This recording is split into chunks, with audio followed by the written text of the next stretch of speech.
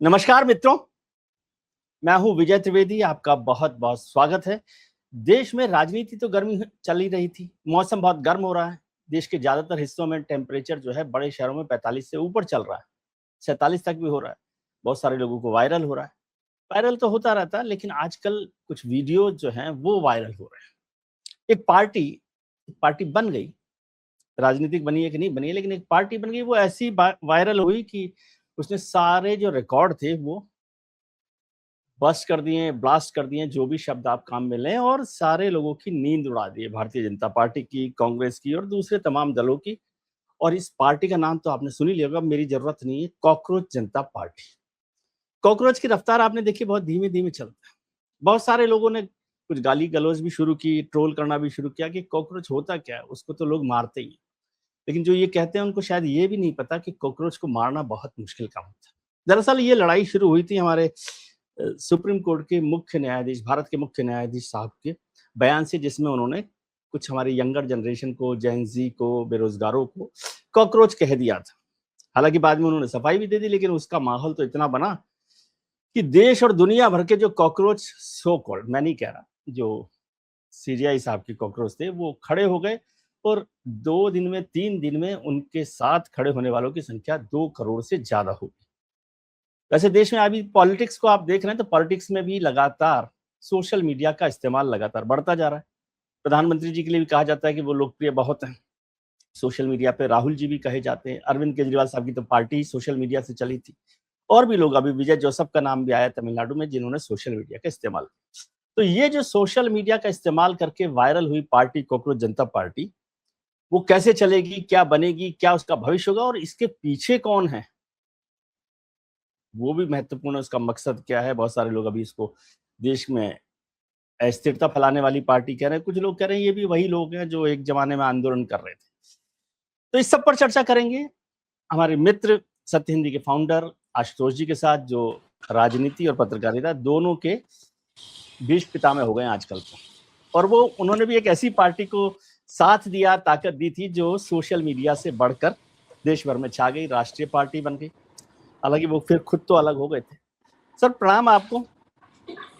नमस्कार सर। नमस्कार। ये क्या हो रहा है? कॉकरोच की इतनी स्पीड तो मैंने कभी नहीं देखी, जितनी स्पीड से वो वायरल हुआ है। और देश भर में जो जेन ज़ी है वो अभी सपोर्ट में खड़ी दिखाई दे रही है। देखिए विजय जी, हमारे प्रधानमंत्री जी कहते हैं कि हमको ये कॉलोनियल माइंडसेट छोड़ना पड़ेगा, और आप बार बार उस कॉलोनियल माइंडसेट को लेके आते हैं। आप बार बार जेनजी की बात करते हैं। ओह, अरे भाई, माफ कीजिए जेनजी सर। ये औपनिवेशिक मानसिकता का प्रतीक है। आप बोलिए युवा शक्ति, अच्छा, युवा शक्ति की है। युवा शक्ति का करिए ना। तो युवा शक्ति के बारे में बातचीत करते हैं। देखिए, मेरा मानना यह है, और मैं गंभीरता से इस बात को कह रहा हूं, कि 2024 का लोकसभा का चुनाव औपचारिक तौर पर प्रधानमंत्री नरेंद्र मोदी के लिए एक बड़ी खतरे की घंटी थी, और ये जो कॉकरोच है ये अनौपचारिक तौर पर उनके लिए खतरे की घंटी है। और यही कारण है, या कारण नहीं है, कि अचानक इस अकाउंट पे को बंद करवा दिया गया। और तर्क क्या दिया गया? तर्क नेशनल सिक्योरिटी का दिया गया। मतलब हमारे इस देश के अंदर कोई हर चीज नेशनल सिक्योरिटी हो गई। यानी जब से प्रधानमंत्री जी आए तब से देश की राष्ट्रीय सुरक्षा को इतना जबरदस्त खतरा हो रहा है कि पत्रकार कोई चीज सोशल मीडिया पे लिख दे तो नेशनल सिक्योरिटी के लिए खतरा हो जाता है। कोई नेता अगर कुछ बोल दे तो उसको गद्दार और न जाने क्या क्या कहा जाता है, अर्बन नक्सल कहा जाता है, उसको एंटी डेमोक्रेटिक कहा जाता है, उसको पाकिस्तान परस्त कह दिया जाता है, उसकी देशभक्ति पर सवाल खड़े कर दिए जाते हैं। ये जो कोशिश है, ये कोशिश इस बात का प्रमाण है कि सरकार अचानक हुए इस अकाउंट को जो लोकप्रियता मिली है उससे बुरी तरीके से घबराई हुई है। क्या 4 दिन के अंदर अगर किसी अकाउंट को 2 करोड़ लोग अगर सब्सक्राइब कर दे या उसको फॉलोअर हो जाए तो ये कोई मामूली घटना नहीं है। ये जी, वाकई इसीलिए में ये एक अप्रत्याशित घटना है। और अप्रत्याशित इसलिए ये घटना है क्योंकि ये सुप्रीम कोर्ट के मुख्य न्यायाधीश के द्वारा की गई टिप्पणी के खिलाफ प्रतिरोध की आवाज है। It's a voice of protest, it's a voice of rejection, कि लोगों को इस बात का यकीन नहीं हो रहा कि इस देश के मुख्य न्यायाधीश की कुर्सी पर बैठा हुआ व्यक्ति वो युवा शक्ति को कॉकरोच बोले, उनकी उसकी बेरोजगारी का मजाक उड़ाए, पत्रकारों के बारे में उल्टे सीधे बातें करे, ये यकीन नहीं हो रहा लोगों को। देखिए, अभी भी हमारे देश के अंदर कुछ यूनिवर्सल वैल्यूज है, कुछ सार्वभौम मूल्य हैं जिस पर वो समझौता नहीं करता देश। कि हम मुख्य न्यायाधीश से ये उम्मीद नहीं करते कि आपकी भाषा इतनी इतनी कमजोर हो जाएगी। हम अपने देश के प्रधानमंत्री से उम्मीद नहीं करते, हम अपने देश के लीडर अपोजिशन से उम्मीद नहीं करते कि आपकी भाषा इतनी कमजोर हो जाएगी। जब आपकी भाषा इतनी कमजोर हो जाएगी, देखिए राजनीतिज्ञों को लोग फिर भी माफ करते हैं क्योंकि राजनीति का चरित्र ही बिल्कुल अलग है। उसके उसको चरित्र बहुत सीरियसली नहीं लेते। हाँ, कि लोग एक दूसरे के ऊपर हमले करते हैं, आरोप लगाते हैं, प्रत्यारोप लगाए जाते हैं, घटिया भाषा का इस्तेमाल किया जाता है। लेकिन मुख्य न्यायाधीश सुप्रीम कोर्ट के जज से वो उम्मीद नहीं करता कि उनकी भाषा भी राजनीतिज्ञों की तरीके से गड़बड़ हो जाएगी। तो जब उनके मुंह से ये आवाज निकली, तब जाहिर सी बात है उस पर देश के अंदर जबरदस्त तरीके से प्रतिक्रिया हुई।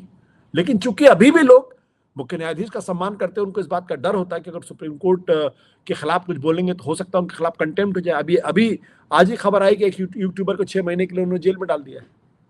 तो लोग नहीं बोलते। लेकिन 4 दिन के अंदर अगर 2 करोड़ लोग कॉकरोच पे रिएक्ट कर रहे हैं, तो 2 करोड़ तो वो लोग हैं जो औपचारिक तौर पर फॉलोवर या सब्सक्राइबर हो गए हैं। ऐसे न जाने कितने गुना लोग होंगे जो वाकई में बनना चाहते होंगे, लेकिन उन्होंने बनने से अपने आप को रोक लिया होगा। तो ये सरकार के लिए भी और जो तमाम संवैधानिक संस्थाएं हैं उनके प्रति जो लोगों का मोहभंग की स्थिति होती जा रही है, ये उसके प्रतिकार के तौर पर मैं इसको देखता हूँ। सर, आपने कहा कि सरकार ने नेशनल सिक्योरिटी की बात की है और एक्स हैंडल उनका बंद कर दिया, वो ठीक है, मैं उस पर बात करूंगा। लेकिन क्या आपको ये फर्स्ट हैंड में कोई बड़ी बेचैनी दिखाई देती है? क्योंकि मेरे को इतनी हैरानी हुई कि अभी तो देश ठीक चल रहा है, प्रधानमंत्री जी का काम चल रहा है, सरकार चल रही है, 22 राज्यों में उनकी सरकार है, एक के बाद एक सफलता। अभी तो पश्चिम बंगाल में इतनी बड़ी कामयाबी मिली है। अगर ऐसी कामयाबी है तो इतनी बेचैनी किस बात की है? ये सब केवल ऐसे ही हवा में हो जाता है, एक दिन किसी ने कर दिया, नौजवानों के पास खाली हैं तो कुछ करके आ गए, ऐसा है? ये मत भूलिएगा कि भारतीय जनता पार्टी को अभी भी राष्ट्रीय स्तर पर 36% ही वोट मिला है। यानी 64% लोग भारतीय जनता पार्टी की नीतियों से सहमत नहीं है। और लोकतंत्र के अंदर जो सबसे बड़ी दिक्कत क्या होती है कि वहां अक्सर वो लोग सरकारों में होते हैं जो दरअसल माइनॉरिटी में होते हैं, मेजॉरिटी उनसे सहमत नहीं होता। और इस देश का दुर्भाग्य ये है कि जब से देश आजाद हुआ है तब से कहने को टेक्निकली कॉन्स्टिट्यूशनली, चाहे वो जवाहरलाल नेहरू की बहुमत की सरकार हो या सरकार किसी है। की सरकार हो, कहने को बहुमत की सरकार थी, लेकिन हकीकत में जनता के बीच में वो अल्पमत की सरकार थी। अल्पमत की सरकार। भाई अगर आप 45% नोट लेके आए तो लगा रहे बहुत जबरदस्त समर्थन इनको हासिल है। 55% लोगों ने आपको वोट नहीं दिया था, नेहरू जी को भी नहीं दिया था। तो यहाँ तो 36% की सरकार है। और उसको तो मैं इस तरह से भी देखता हूँ कि वो तो परसेंटेज वो वाला है जिसने वोट किया है, उसके बाद भी एक बड़ी आबादी है, बड़ी 70% आबादी तो वोट कर रही है, मतलब वोटिंग राइट्स के साथ चल रही है। बिल्कुल। तो इसलिए चुनाव जीत जाना ये कोई बहुत बड़ी कामयाबी का प्रमाण नहीं है। अरे चुनाव तो पुतिन भी जीत जाते हैं, चुनाव तो टर्की के अंदर अर्दवान भी जीत जाते हैं। तो इसका क्या मतलब है? चुनाव आप जीत रहे हैं तो आप सब कुछ आपका माफ है, आपकी कोई जवाबदेही, कोई जिम्मेदारी नहीं है, आप कुछ नहीं उसके प्रति है, लोगों का गुस्सा नहीं बढ़ेगा। भाई लोग देख रहे हैं ना, महंगाई लगातार बढ़ रही है, जबरदस्त तरीके से महंगाई बढ़ रही है। पेट्रोल डीजल के दाम बढ़ रहे हैं, दूध के दाम बढ़ रहे हैं, बिस्किट्स के दाम बढ़ रहे हैं। तो जब, और हमारे आपके पर बहुत ज्यादा फर्क नहीं पड़ता, हम आप अभी भी अगर 10 रुपए पेट्रोल भी हो जाएगा तो भी शायद हम लोगों को उतनी तकलीफ नहीं होगी। लेकिन उसके बारे में सोचिए जो 15,000 रुपए 20,000 रुपए प्रति माह कमाता है, जिसके 2 बच्चे हैं, एक पत्नी है, और जो अपना गांव छोड़कर शहर के अंदर आया हुआ है, उसको तो 4,000 रुपए 5,000 रुपए तो किराए में मकान के देने में निकल जाते हैं, बचता 10-12 हजार रुपए। उस 10-12 हजार रुपए में क्या खाएगा, क्या कमाएगा, क्या अपने गांव भेजेगा, कैसे जिएगा वो? उसके लिए ये 3 रुपए पेट्रोल के दाम या सीएनजी के दाम में बढ़ोतरी बहुत बड़ी बढ़ोतरी होती है। जिस देश के अंदर आज भी 80 करोड़ लोग जो है वो 5 किलो अनाज पे, सरकार के अनाज पे जी रहे हैं, उस देश के अंदर ये गुस्सा कब भड़क कर ज्वालामुखी बन जाए इसका कोई वो नहीं है। तो अगर सरकार इस मुगालते में कि मैं तो चुनाव जीत रहा हूं, तो चुनाव तो इंदिरा गांधी भी जीत रही थी, अचानक 1977 में अपने और संजय गांधी दोनों अपनी सीट हार गए थे। चुनाव जीतना, और दूसरी बात क्या है, चुनाव ये तर्क देना कि हम तो चुनाव जीत रहे हैं इसलिए हम जो कुछ भी कर रहे हैं सब सही है, उसमें जनता की मोहर लग रही है, ये अपने आप में एक अधिनायकवादी तर्क है। मैं इसको पूरी तरीके से खारिज करता हूं। मेरा तो साफ तौर पर मानना है कि चुनाव जीतना ही लोकतंत्र का अगर प्रमाण हो जाएगा, तब तो इस देश में लोकतंत्र बचेगा ही नहीं। चुनाव का मतलब ये लोकतंत्र का मतलब ये होता है संस्थाओं के बीच में सहनशीलता। और अभी आप जो बात विजय जी, मैं आप कई बार उस बात को कहते हैं, मैंने हाल में किताब पढ़ी है जिसका नाम है हाउ डेमोक्रेसीज डाई। इस किताब में कहा गया लोकतंत्र में तब मरने की संभावना पैदा हो जाती है जब वहां सत्ता पक्ष और विपक्ष के बीच में राइवलरी नहीं, दुश्मनी पैदा हो जाती है, जब वो एक दूसरे को शत्रु के भाव से देखना शुरू कर देते हैं, तब एक दूसरे का सम्मान खत्म हो जाता है और ऐसे शब्दों का इस्तेमाल करते हैं जो वो आम जीवन में नहीं करते हैं। भारत उसका क्लासिक एग्जाम्पल है आज की तारीख में।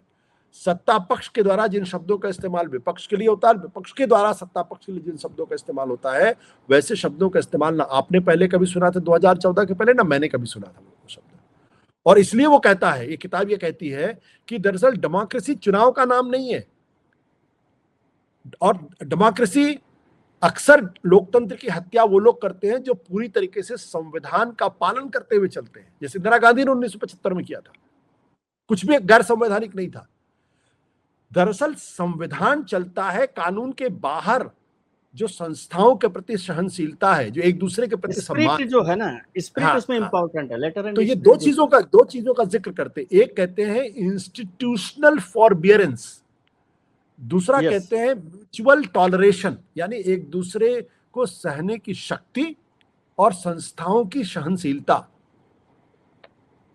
ये है दरअसल आज आप देखिए संस्थाओं के संवेदनशीलता का हाल आप देख ही रहे हैं और एक दूसरे पर सम्मान भी देख रहे हैं। बोला जिस संविधान में, जिस संवैधानिक व्यवस्था में इन दोनों चीजों का विलोप होने लगता है और वहां सिर्फ टेक्निकल तरीके से जो कानूनी भाषा है उसके माध्यम से सरकार चलाने की कोशिश की जाती है, वहां लोकतंत्र ऑटोमेटिकली क्रैश करने लगता है। बोले इंग्लैंड में तो कहीं संविधान नहीं है, लेकिन कन्वेंशंस हैं, नॉर्म्स हैं, ट्रेडिशंस हैं, उसका सम्मान किया जाता है। तो ये जो बात मैं आपसे इसलिए कह रहा हूं क्योंकि जिस भाषा का इस्तेमाल हो रहा है ये उसका रिफ्लेक्शन है। लोग इस बात को पसंद नहीं कर रहे हैं और लोगों ने इस पे रिएक्ट किया है और इसको समझने की जरूरत है। जी, कुछ लोग, दो तरह के लोग आए इस पूरे सिस्टम पर जो वायरल हुआ। उसमें एक ने तो जो आमतौर पे कहा जाता है कि ये देश को खिलाफ जो ताकतें हैं, जैसे जो नेपाल में कर रही थी, जो बांग्लादेश में कर रही थी, जो पाकिस्तान में करती हैं, और देश को अस्थिर करने वाली ताकतें हैं, और उनको बाहर से आपके मित्र जिनको लोग कहते हैं जॉर्ज सोरोस साहब से या कोई और जो भी हो, सोरोस तो एक ऐसा नाम है किसी को और याद नहीं आता तो वो सोरोस नाम बोल देता है, उनको भी बड़ा जिम्मेदार हमने मान लिया है हर चीज के लिए। लेकिन वो समर्थन, मतलब बाहरी शक्तियां समर्थन कर रही हैं और देश को अस्थिर कर रही हैं। दूसरी तरफ लोग हैं, ऐसे भी लोग हैं जो कह रहे हैं आप इनके चक्कर में मत पड़िए, ये सब वही लोग हैं जो अपनी बेचैनी और अपने उसके लिए प्रेशर कुकर की सीटी की तरह से इसका इस्तेमाल कर रहे हैं कि जो सरकार के खिलाफ नाराजगी थी, अभी बोले थोड़ा इंतजार कीजिए कि ये किसके साथ हैं किसके साथ नहीं। क्या है ये? देखिए, जो लोग ये तर्क देते हैं जो नेपाल में हुए आंदोलन को जन आंदोलन को, मैं तो जन आंदोलन कहता हूं, किसी को पसंद हो ना पसंद हो, या जो श्रीलंका में जो जन आंदोलन था या जो बांग्लादेश में जन था, अगर आप उसकी भर्त्सना करते हैं तो आपको जयप्रकाश नारायण की भी भर्त्सना करनी पड़ेगी। जयप्रकाश नारायण पर भी आता, बिल्कुल ठीक है। हाँ, तो फिर जनता जो आंदोलन था, जन आंदोलन था इंदिरा गांधी के खिलाफ, उसकी भी उसी शब्दों में भर्त्सना करनी पड़ेगी क्योंकि उसने भी देश के अंदर अस्थिरता फैलाने का काम किया था इनकी परिभाषा के हिसाब से। और उस वक्त भी इंदिरा गांधी ने आरोप लगाया था कि विदेशी ताकतें उनकी सरकार को डिस्टेबलाइज करना चाहती हैं, और तब उन्होंने अमेरिकन और CIA का नाम लिया था। और उनका तर्क ये था कि चूंकि 1971 में अमेरिका की बातों को नहीं माना उन्होंने और उसके बावजूद पाकिस्तान के 2 टुकड़े करा दिए, ये बात अमेरिका को पसंद नहीं है, इसलिए उनकी सरकार को डिस्टेबलाइज कराना चाहती हैं। और उन्होंने एक तरीके से ये भी इशारा किया था कि जो इलाहाबाद हाईकोर्ट का फैसला था वो भी उसी षड्यंत्र का एक हिस्सा था।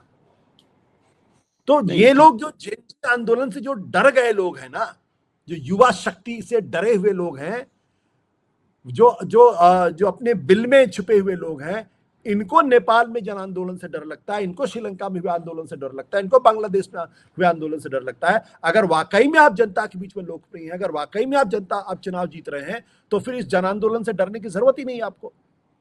आप तो जननायक हैं। तो जननायक जो पार्टी कहे कि जनता का समर्थन उनके साथ है, अगर जनता का समर्थन आपके साथ है, अगर आप लोगों के दिलों में बसते हैं, तो फिर ये मान के चलिए कि इस देश के अंदर श्रीलंका जैसा आंदोलन नहीं खड़ा होगा, नेपाल जैसा आंदोलन नहीं खड़ा होगा, या बांग्लादेश जैसा आंदोलन नहीं खड़ा।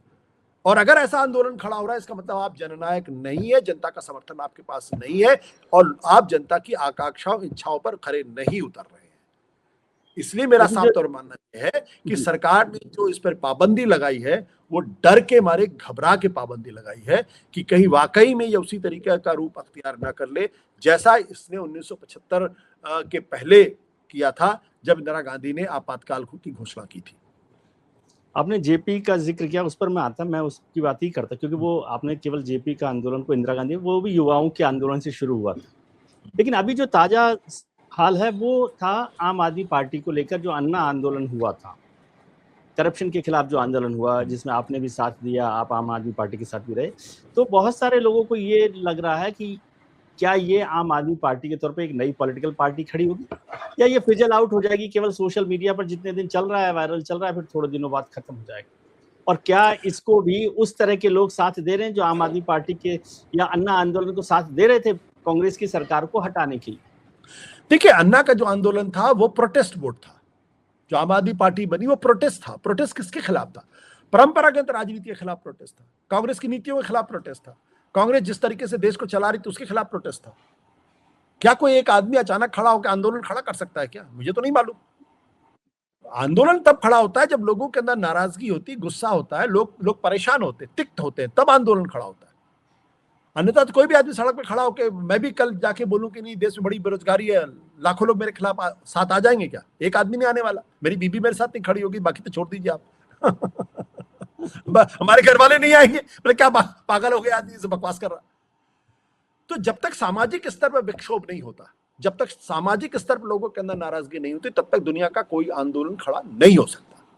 सीधी सी बात है। नहीं तो इसको आप पॉलिटिकल कन्वर्जन के तौर पर देख रहे हैं। मैं आपको बता रहा हूं, मैं जो आंदोलन की जो भूमिका होती है, आंदोलन कभी भी स्थायी भाव नहीं होता, हो ही नहीं सकता। आंदोलन की एक ट्रांजिशनल भूमिका होती है, मतलब वो एक बदलाव के लिए स्थिति पैदा करते हैं और बदलाव के बाद ऑटोमेटिकली वो गायब हो जाते हैं। वो अपने आप मकसद पूरा हो गया, खत्म हो गया। वो जैसे जेपी का आंदोलन था, जनता पार्टी बनी, खत्म हो गई जनता पार्टी। कहां है जनता पार्टी? किसी को याद है क्या? मुझे तो याद नहीं है। तो अन्ना का आंदोलन हुआ, खत्म हो गया, कहां है? किसी को याद है? नहीं याद है। भाई फ्रांस में आंदोलन में फ्रेंच क्रांति हुई, फ्रेंच रेवोल्यूशन जो है, जिसको इक्वालिटी लिबर्टी का सबसे बड़ा वो माना जाता है। 10 साल तक फ्रांस के अंदर अस्थिरता थी, वायलेंस था, एक्सट्रीम वायलेंस। जो उस फ्रांसीसी क्रांति का नेतृत्व कर रहा था, अंत में उसको भी जिलोटिन के सामने उसकी गर्दन काटी गई। और लोकतंत्र के लिए आंदोलन था, और अंततः वो आंदोलन कन्वर्ट ने पैदा किया नेपोलियन को, राजशाही को पैदा किया। राजशाही के खिलाफ आंदोलन थी, लेकिन राजशाही उससे मजबूत है, नेपोलियन मजबूत हुआ। तो क्या हम उस आंदोलन की भूमिका को खत्म कर दें? नहीं। जो आवाज उसने इक्वालिटी, लिबर्टी, फ्रेटर्निटी की उठाई थी, अंततः उसने ही पूरी दुनिया के अंदर लोकतंत्र के लिए रास्ते खोले। वो एक वो बना। तो अन्ना का आंदोलन लोग असफल हो गया।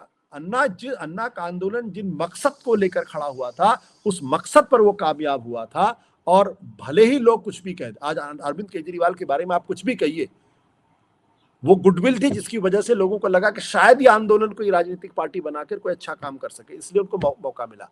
जब वो भी दूसरों की तरीके से हो गए तो लोगों ने उनको भी रिजेक्ट करना शुरू कर दिया।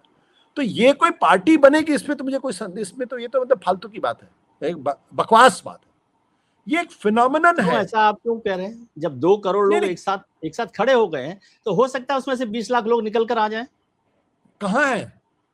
आ जाएंगे। अभी 4 दिन में थोड़ी होता है, कोई बात होती है। नहीं, कोई नहीं आएगा। देखिए, कोई नहीं आने वाला। हाँ, ये जो अन्ना का आंदोलन था, वो अन्ना के आंदोलन ने कांग्रेस पार्टी को डिस्क्रेडिट किया था और बीजेपी नरेंद्र मोदी के पक्ष में माहौल बना दिया। वो रिजेक्शन था। वो कांग्रेस, वो प्रो बीजेपी वोट नहीं था, वो प्रो नरेंद्र मोदी वोट नहीं था, वो कांग्रेस पार्टी को रिजेक्ट करना था। लोग वहां चले गए, क्योंकि उस वक्त जो नाराजगी है, इसको आप रिजेक्शन ऑफ नरेंद्र मोदी नहीं मानते?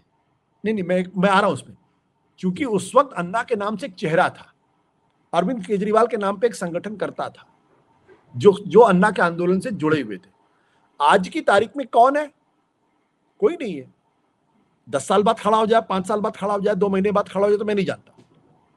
आज की तारीख में मुझे लगता है कि ये एक जबरदस्त तरीके से चीफ जस्टिस ऑफ इंडिया और भारत की जो संस्थाएं जिस तरीके से काम कर रही हैं, जिस तरीके से हमारी संस्थाओं ने सरकार के सामने सरेंडर कर दिया है, उसके खिलाफ बहुत जबरदस्त विद्रोह की आवाज है। ये कोई दूसरा रुख अख्तियार करेगी, मैं आज की तारीख में नहीं कह सकता, लेकिन सरकार को इससे करने की जरूरत है। सरकार को अपनी नीतियों में बदलाव करने की जरूरत है। राजनीतिक जो भारतीय जनता पार्टी है उसको अपने तौर तरीके में बदलाव करने की जरूरत है। अगर वो बदलाव नहीं करेगी, इसी तरीके से संस्थाओं का मान मर्दन होता रहेगा, तो ये किसी बड़े ज्वालामुखी में भी परिवर्तित हो सकता। मैं नहीं कह रहा हूं ऐसा होगा, लेकिन अगर नहीं किया तो हो सकता है। आप उस व्यक्ति को मुख्यमंत्री बना देते हैं जो व्यक्ति कैमरे पर पैसे लेते हुए पकड़ा गया। लोग इसको यूं ही देख के छोड़ देंगे। ये आप सोच सकते हैं, एक आदमी को कैमरे में पैसा लेते, 2 आदमियों को कैमरे में पैसा लेते हुए पकड़ा गया था, दोनों का राजनीतिक करियर खत्म हो गया। तीसरा आदमी कैमरे पे पैसा लेते हुए पकड़ा गया और मुख्यमंत्री आपने उसको बना दिया। लोग देखते रहेंगे, लोग चुप रहेंगे, लोग कुछ नहीं बोलेंगे। आप रोज अल्पसंख्यक तबके के खिलाफ नफरत का माहौल पैदा करते रहेंगे, लोग चुप रहेंगे। ये लंबे समय तक नहीं चल सकता। आज आपके पास सत्ता है तो लोग आपकी बात तो मान लेंगे, ठीक है, मान लिया आपकी बात, लेकिन 2-4 दिन के अंदर अगर 2 करोड़ लोग कहीं अपने गुस्से का इजहार कर रहे हैं, तो इसका मतलब ये कहीं ना कहीं जबरदस्त तरीके से गहरे बैठी हुई बेचैनी है। ये बेचैनी ज्वालामुखी में कन्वर्ट ना हो जाए, ये सरकार की कोशिश होनी चाहिए। नहीं, आप बार बार सीजेआई का नाम ले रहे हैं, तो क्या इसको आप सीधे तौर पर सरकार विरोधी आंदोलन के तौर पर नहीं देखते? और नहीं, देखिए, लोग क्योंकि सीजीआई क्या है? सीजीआई क्या है? सीजीआई से कोई कनेक्ट नहीं होता ना। सीजीआई तो उसी व्यवस्था से उपजे हुए हैं ना, जो व्यवस्था चल रही है, तो ये व्यवस्था के खिलाफ नाराजगी है। यार, हमारे देश का मुख्य न्यायाधीश ऐसा कैसे हो सकता है? ये सवाल है लोगों के मन में। हमारे देश का प्रधानमंत्री ऐसा कैसे हो सकता है? हमारे देश का लीडर ऑफ अपोजिशन ऐसा कैसे हो सकता है कि प्रधानमंत्री को गद्दार बोले? सवाल सिर्फ मुख्य न्यायाधीश का नहीं है, एक टिपिंग पॉइंट होता है। देखिए, पानी तो आप जब उबालने के लिए रखते हैं तो पानी तो तभी उबलता है जब 100 डिग्री पे पहुंचता है, लेकिन 99 डिग्री पर भी पानी गर्म होता है ना। 100 डिग्री पर वो अपना स्वरूप बदल देता है। क्या ये गुस्सा अभी उस 100 डिग्री तक पहुंचा है? मैं भी नहीं कह सकता, लेकिन उस दिशा में चीजें बढ़ रही। और मैं आपको एक बड़ी दिलचस्प आंकड़े में आपको दे देता हूं।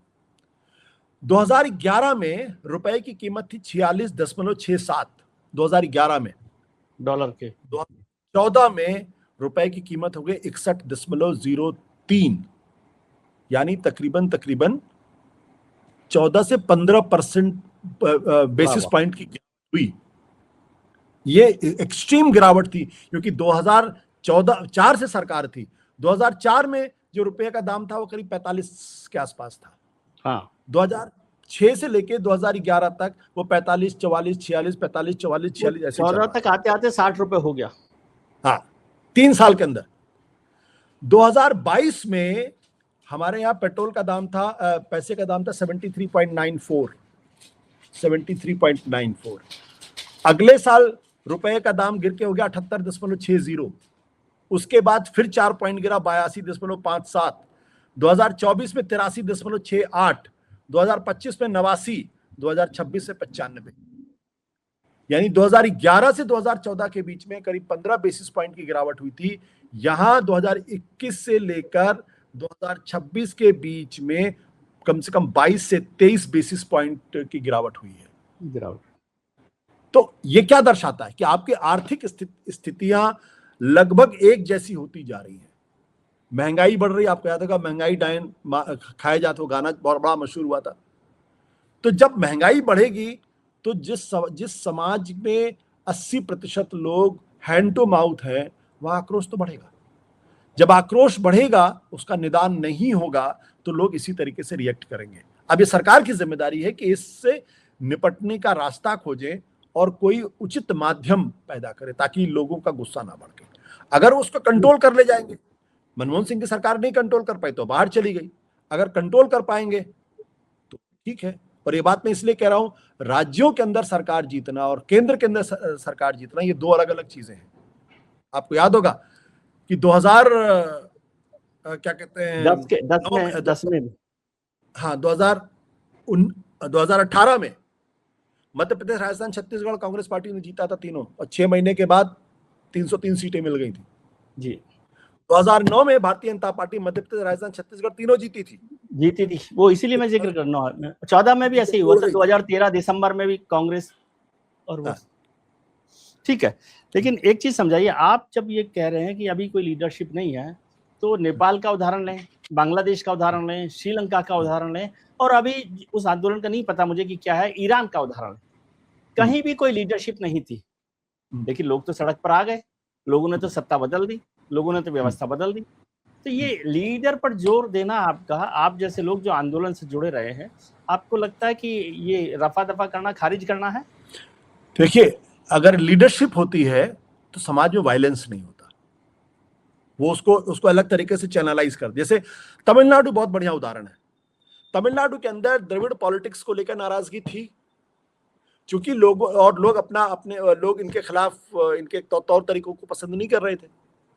ठीक है, क्योंकि वहां टीवी के विजय के नाम से एक नई लीडरशिप आ गई, तो बहुत स्मूथ ट्रांजिशन हो गया, शांतिपूर्ण तरीके से ट्रांजिशन हो गया, और दोनों द्रविड़ पॉलिटिकल पार्टीज थी वो किनारे चली गई। अगर ऑल्टरनेट व्यवस्था नहीं होती तो हो सकता वहां वायलेंस होता, नेपाल के अंदर ऑल्टरनेट लीडरशिप नहीं थी, श्रीलंका में भी ऑल्टरनेट लीडरशिप नहीं थी, बांग्लादेश में भी ऑल्टरनेट लीडरशिप नहीं थी, इसलिए वहां वायलेंस हुआ।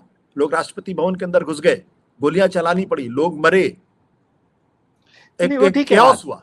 अब इसको मैं दूसरे तरीके से कह रहा हूं, आप इसको नहीं दूसरे तरीके से समझिए कि क्या ये इस आशंका को खारिज किया जा सकता है कि कुछ अपोजिशन पार्टी, जिसमें बड़ी पार्टी कांग्रेस है, लेकिन किसी को भी, मैं कांग्रेस का नाम नहीं ले रहा, कुछ अपोजिशन पार्टी इसको बैक चैनल से सपोर्ट कर रहे हो, और जिस दिन वो खड़ा हो जाए उस दिन वो सामने आ जाए लीडरशिप के तौर पर? ऐसा भी बहुत बार आंदोलन में होता है, जैसे अन्ना के आंदोलन पर आरोप लगा था, अन्ना के आंदोलन में हुआ।